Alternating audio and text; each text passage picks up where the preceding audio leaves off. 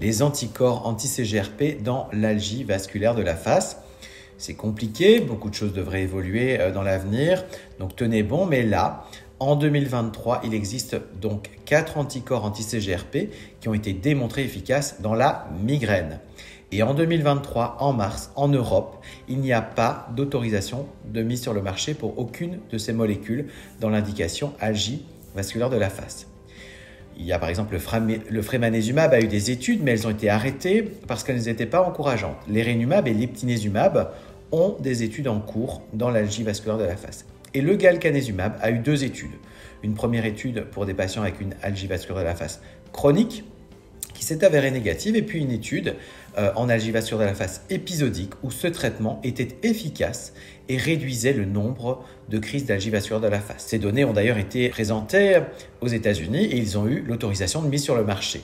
Mais malheureusement, en Europe, à ce jour, il n'y a pas d'autorisation de mise sur le marché dans l'indication algie vasculaire de la face. Alors en pratique, ce médicament, le galcanezumab, est disponible en France pour la migraine et certains patients migraineux qui ont aussi une algie vasculaire de la face ont rapporté ma migraine va mieux, mais mon algie vasculaire de la face aussi. Mais pour des patients qui ont une algie vasculaire de la face et pas de migraine, est-ce qu'on peut en prescrire, allez-vous me demander?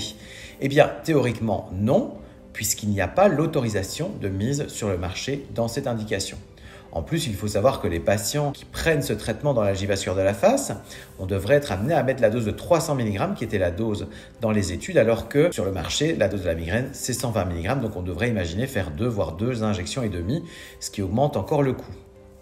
Alors, je ne dis pas que ça ne nous arrive jamais de prescrire ce traitement pour une algie vasculaire de la face, mais ça reste ponctuel, dans des conditions très précises d'algie vasculaire de la face sévère, d'échec de traitement, et c'est une décision médicale prise en concertation avec le patient. En tout cas, on a beaucoup d'espoir que les études qui sont en cours permettent enfin de démontrer l'efficacité de ces traitements dans l'algie vasculaire de la face et permettent que ce traitement ait l'AMM et permettent, on l'espère, qu'il ait également le remboursement.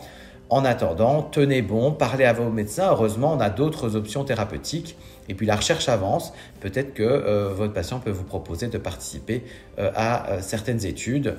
Bon courage et à bientôt.